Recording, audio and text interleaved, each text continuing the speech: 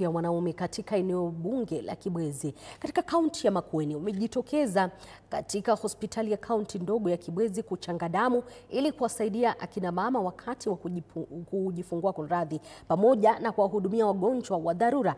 Viongozi hao wamesisitiza kuwa wanaume wana nafasi ya kuongoza ili kuhakikisha kuwa hakuna mama yeyote anayefariki dunia kwa ukosefu wa damu. Kampeni hii inalenga kuongeza akiba ya damu kwa ajili ya kina mama wakati ambapo wanapata tatizo la kutokuwa na damu wakati wa kujifungua, wakisema kuwa hii ni mojawapo ya sababu kuu za wengi kufariki dunia wakati ambapo wanapata watoto.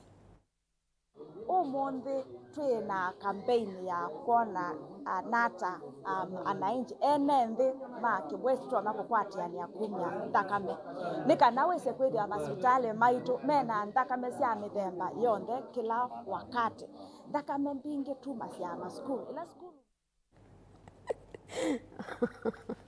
Samahani kwa hilo, lakini alikuwa anaelezea kwamba hii ni siku ya kutoa damu kwa ajili ya kusaidia kina mama.